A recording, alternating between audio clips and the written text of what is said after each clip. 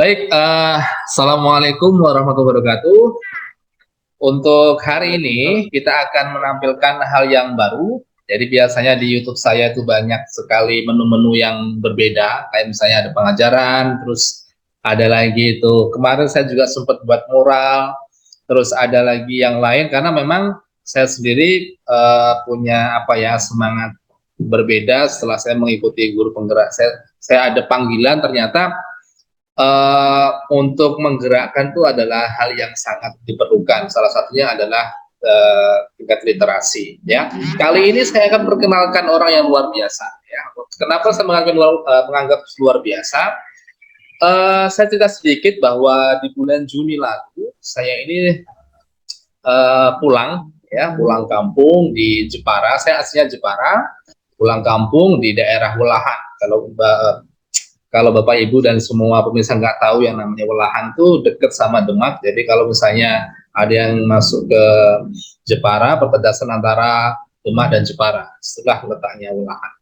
Saya sudah lama sekali nggak pulang di Jepara, jadi hampir 7 tahunan ya. Jadi saya juga nggak sempat juga keliling-keliling karena memang waktunya sangat terbatas. Dan secara tidak sengaja saya bertemu yang namanya Kak Edi ini. Nah, Kak Edi ini sebenarnya saya sudah kenal lama, tetapi karena memang saya dari dulu orangnya sering merantau, jadi nggak tahu perkembangannya. Jadi saya termasuk orang yang apa ya, jadi sejak lulus kuliah, tapi saya langsung merantau ke Bali, ke Sumatera Selatan, jadi tidak sempat lama sekali nggak di Jepara. Akhirnya kemarin saya beri kesempatan oleh Allah Subhanahu Wa Taala untuk pulang ke Jepara, ke Welahan, dan tidak sengaja bertemu sama Kak Edi. Di antara pertemuan itu, akhirnya meskipun sangat singkat, tapi pembicaraannya daging semua. Ya, daging semua tuh sangat medok sekali. Medok itu artinya sangat apa ya, mengandung makna yang sangat luar biasa. Makanya saya meminta beliau, ayo deh kita sesekali kita ngobrol deh via Zoom. Dan kemarin juga alhamdulillah saya bisa menyumbangkan waktu sedikit untuk bersumbangsi ya di kegiatan beliau, karena saya perkenalkan, beliau ini adalah pendiri pendiri dari perpustakaan RA Kartini Welahan. Ya, saya sadar bahwa literasi membaca itu sangat-sangat rendah, ya, sangat rendah. Saya mengatakan sangat rendah karena memang di Indonesia sendiri bahkan jangankan orang-orang yang sangat mungkin tidak menjalani pendidikan, tapi orang-orang pendidikan tinggi pun itu literasi bacanya juga rendah. Tetapi membaca buku itu tidak tergantung pendidikan tinggi dan rendah, tapi adalah bagaimana kehausan seseorang untuk mengetahui hal-hal yang baru. Nah, itulah yang saya terinspirasi dari pembicaraan kemarin dari Kak Edi, dan ini perlu saya angkat dari Kak Edi, yang bahwa beliau ini punya kepedulian yang luar biasa di tengah-tengah keadaan masyarakat di sekitarnya yang mungkin butuh perhatian dari anak-anak. Dan kemarin juga sempat membicarakan tentang keadaan Welahan yang sangat luar biasa berubah. Beberapa tahun yang lalu saya ke sana dan sekarang perkembangannya sangat luar biasa, tetapi juga menimbulkan hal-hal yang saya kira memprihatinkan, dan juga itu juga saya dapat dari Kak Edi, dan beliau merasakan luar biasa betul keprihatinan kondisi anak-anak setelah ada perubahan dari tingkat sosial dan juga ekonomi di masyarakat Welahan. Baik deh, saya nggak mau panjang-panjang. Dari Kak Edi ini biar menceritakan sedikit Kak Edi sebelum kita ngobrol ngalor ngidul ya istilahnya ya. Jadi perkenalkan dulu deh biar nanti kawan-kawan yang aktivis literasi di seluruh Indonesia yang menyaksikan di YouTube saya ini juga bisa terinspirasi. Kok bisa-bisanya sih orang yang eh, apa mungkin harus menyisihkan waktu untuk kegiatan kepedulian di literasi. Padahal tidak semuanya orang bisa melakukan hal itu. Oke, Kak Edi, silakan Kak Edi. Ya, Assalamualaikum warahmatullahi wabarakatuh. Salam literasi untuk generasi Mas Indonesia. Oke, luar biasa. Perkenalkan, saya Edi Mustafa, terlahir dari Jepara, ya sekitar 40 tahun yang lalu. 40 tahun yang lalu. Jadi sama ya umur saya ya. 4 tahun yang lebih sedikit lah. Oke, oke, oke. Gitu ya. Oke, saya terlahir di Desa Ketilang ya. Desa Ketilang Singolelo ini adalah salah satu desa masuk wilayah Kecamatan Welahan. Welahan itu masuk daerah di Kabupaten Jepara, Jawa Tengah. Gitu ya. Kalau Welahan itu memang identik dengan kalau kita tahu bahwa Welahan itu adalah punya sejarah yang sangat luar biasa dulunya, yaitu sejarah apa namanya perjuangan dari para melawan VOC zaman dulu kalau nggak salah Welahan itu ya. Dan Welahan punya memiliki uh, tempat ibadah orang China yaitu etnis Tionghoa tertua se-Indonesia. Nah oke, kali ini saya mungkin kenapa saya harus membuat sebuah perpustakaan HP gadget ini menjadi semacam kurang menjadi apa jenis kebiasaan baru di masyarakat kita sekitar tahun 2015-an ya kalau nggak salah ya sudah benar-benar memasuki setiap unsur kehidupan harus pakai HP.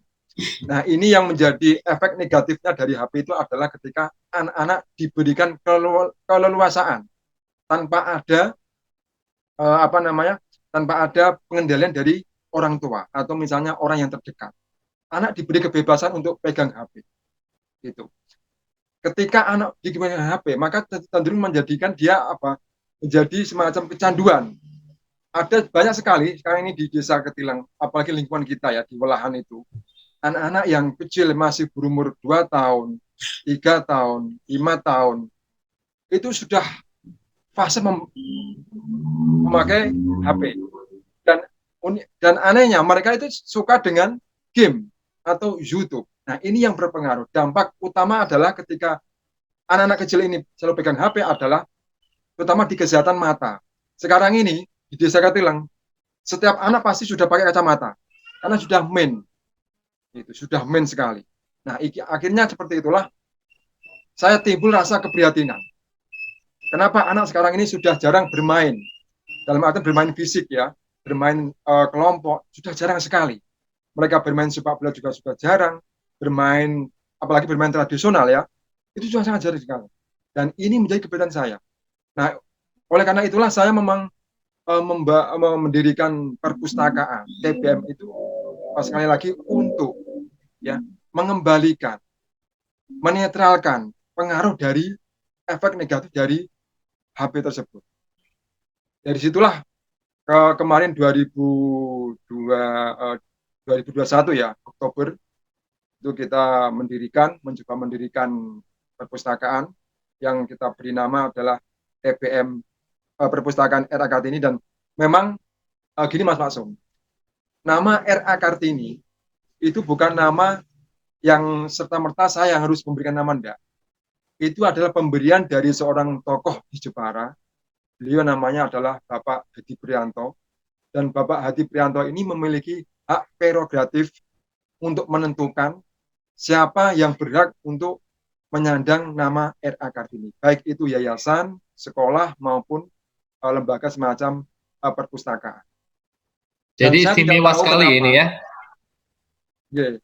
Jadi saya tidak tahu kenapa memang nama R.A. Kartini adalah nama yang paling sakral di Jepara dan paling banyak dihindari para pegiat literasi jangan sampai menggunakan nama R.A. Kartini. Karena memang bebannya sangat luar biasa berat. Tanggung jawabnya sangat besar. Dan saya nggak tahu kenapa ketika saya share di sosial media, mungkin ada teman-teman enggak yang mau bikin perpustakaan tapi belum ada namanya kan gitu. Dari sekian banyak orang yang kasih nama itu, ternyata Pak Hadi itu yang dia harus masa jenengan harus pakai nama R.A. Kartini. Pak, saya bilang, Pak ini kan berat. Ini kan tanggung jawab luar biasa. Jenengan harus pakai nama ini, harus kan gitu. Dan akhirnya memang karena memang ya mau nggak mau kita setelah kita berunding dengan teman-teman, ya tidak apa-apa lah kita coba untuk pakai nama R.A. Kartini. Dan memang efeknya pengaruhnya luar biasa. Ketika saya pakai nama R.A. Kartini, saya cenderung kembali ke melihat perjuangan beliau R.A. Kartini seperti apa kan gitu. Saya mencari banyak buku tentang literasi tentang R.A. Kartini. Ternyata memang beliau ini memang kalau zaman dulu kan memang selain membaca buku, ada kegiatan apa namanya, beliau itu apa, mengajarkan les dan sebagainya, itu juga beliau juga sudah mencari dukungan melalui menulis surat-surat dengan teman-temannya di Belanda atau di Eropa. Dan dari itulah saya berpikir, kalau saya memang perpustakaan ini hanya membaca buku, hanya menulis, hanya bermain, ya kan? Seperti banyak sekarang ini teman-teman yang di Jepara itu sekitar ada 45 TBM, 45 TBM. Yang perpusdes ada sekitar 75 perpusdes di seluruh Jepara. Dan TBM-nya ada 45. Tapi mereka sangat luar biasa, apa? Dalam artian mereka juga berkembang baik, mengembangkan perpustakaannya, TBM-nya di situ, di tempat banyak teman-teman yang hadir membaca buku anak-anak gitu ya. Tapi ada satu sisi yang belum mereka sentuh, yaitu publikasi, mencari dukungan keluar daerah, keluar apa namanya, ke seluruh Indonesia. Dan ini ketika saya melihat apa membaca langsung literasi dari R.A. Kartini, itu ternyata oh iya benar. Kalau dulu mungkin Ibu R. Kartini ketika mencari dukungan ada dengan menulis surat, tapi sekarang ya kita sudah menjadi zamannya teknologi, ya seperti ini. Kita mencari dukungan melalui Zoom, melalui Facebook. Dan memang alhamdulillah ketika kegiatan kami di perpustakaan RAKT ini kita share di seluruh media, baik itu media nasional, media apa daerah dan sebagainya melalui Facebook, Instagram, YouTube, Zoom dan lain sebagainya, alhamdulillah memang direspon baik dan banyak sekali tokoh-tokoh yang mengapresiasi bahwa kegiatan literasi harus berjuang. Jangan sampai literasi itu menjadi semacam uh, apa ya kegiatan yang tertutup, tidak banyak orang tahu kan gitu, tertutup hanya untuk teman orang-orang sekitar, hanya untuk diri kita sendiri kan gitu. Nah itu yang harus saya inginkan, bahwa literasi terutama perpustakaan TBM harus keluar, harus banyak orang yang tahu, ya harus banyak orang yang mengerti bahwa membaca buku adalah sebuah pilihan hidup dan adalah sebuah pilihan yang sangat berguna di kemudian hari. Mungkin seperti itu Mas Maksum. Oke. Ya, baik. Dulu waktu kita ngobrol di bulan Juni, beliau tuh menceritakan yang membuat saya inspirasi ya, pentingnya membaca. Ada satu kejadian yang mungkin bisa Kak Edi ceritakan ya, tentang ada seseorang yang membaca buku yang akhirnya sekarang ekonominya terangkat ya. Tentang Iya, apa betul. ya, punya lele Kak Edi ya. Oke, bisa ceritakan Kak Ya, Edi? betul. Oke, siap, siap. Uh, Namanya adalah Pak D. Haji Jamari, yaitu asal desa Gedangan di Kecamatan Walahan. Desa Gedangan itu adalah perbatasan dengan wilayah Kabupaten Demak. Nah, beliau itu Pak Haji Jamari dulunya adalah seorang pengusaha mebel di Surabaya, di Jawa Timur.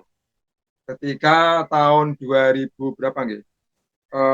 2018 dia pulang kampung karena di sana sudah omsetnya sudah menurun drastis, ya. Akhirnya di pulang kampung dia punya inisiatif untuk uh, membangun wirausaha sendiri, yaitu dengan budidaya ikan lele. Ketika dia membangun budidaya ikan lele ini dalam tahap 1 tahun, karena mungkin jam terbangnya kurang, pengetahuannya kurang, dia sering banyak merugi, banyak kematian lelenya kan gitu. Akhirnya beliau ini tanya sama saya, Mas Edi, ini ini punya buku enggak mengenai ternak lele kan gitu. Saya bilang, oh ada Kak, ada deh, ada ternak lele. Saya kasih 3 buku, 3 buku ternak lele kan gitu. Terus akhirnya beliau baca, gitu. Katanya itu dibaca. Terus nah dari ilmu buku itu tadi dia aplikasikan, dia praktekkan di dalam uh, membentuk apa namanya ternak lele yang bagus. Dan alhamdulillah berjalan waktu sekarang sudah berhasil dan luar biasa. Sekarang ini ada sekitar 30 kolam, baik Wow. yang besar maupun kecil. 30 kolam, bagaimana? Dan setiap hari itu dia bisa memanen itu sekitar 30 kilo sampai 40 kilo setiap hari. Wow. Karena itu Banyak selalu ya. gitu. Oke. Selalu apa berputar. Jadi ini lele yang siap panen, ini besoknya, dan besoknya seperti itu. Jadi kalau misalnya tidak ada setiap hari 1 minggu sekali dia pasti ada pembibitan bibit lagi. Jadi bibit 1 minggu, ada yang benih yang 2 minggu, 3 minggu dan seterusnya seperti itu. Dan sekarang Dan alhamdulillah itu adalah ini hasil adalah dari membaca tadi ya. membaca buku luar biasa. Saya sampai tertegun loh. Tertegun kok bisa nggak dia jenengan loh. Oh iya, ini kan saya praktekkan. Jadi ilmu yang dari teman-teman, apa jenis sharing dari teman-teman, itu saya kombinasikan dengan buku tadi, kan gitu.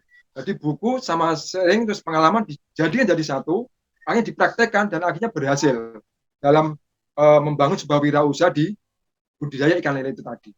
Dan sekarang sudah, dan Pak Kaji Jamal ini nggak punya usaha lainnya, cuma ternak lele.